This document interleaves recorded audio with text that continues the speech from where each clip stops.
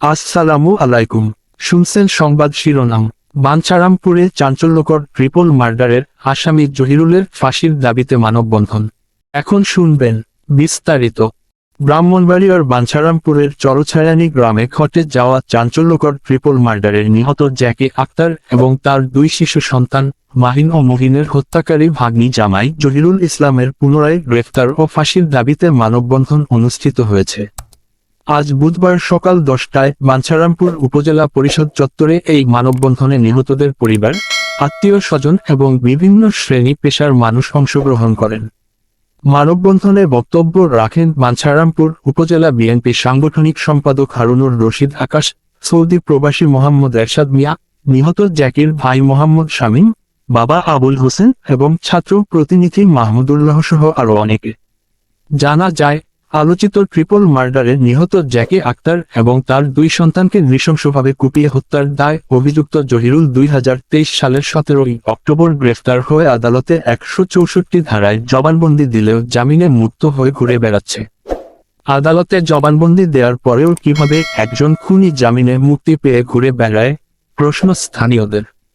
তাই তারা জহিরুলকে দ্রুত পুনরায় গ্রেফতার করে দৃষ্টান্তমূলক শাস্তি কার্যকরের দাবি জানান।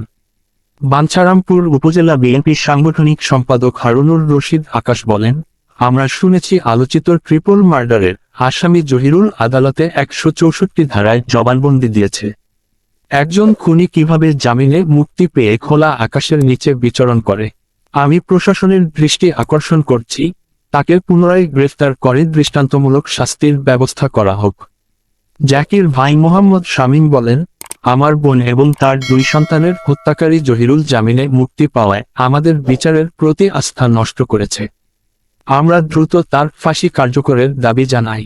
জ্যাকির দেবর মোহাম্মদ এরশাদ বলেন, আমরা আইনের প্রতি শ্রদ্ধাশীল, কিন্তু জহিরুলের মতো খুনি মুক্ত থাকা আমাদের পরিবারকে ভেঙে দিয়েছে। তার দৃষ্টান্তমূলক শাস্তি হোক।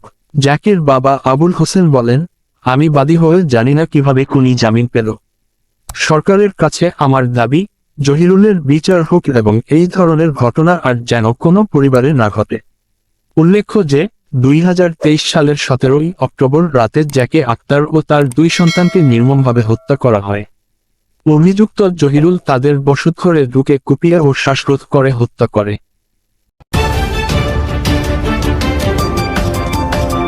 ব্রাহ্মণবাড়িয়া 24.news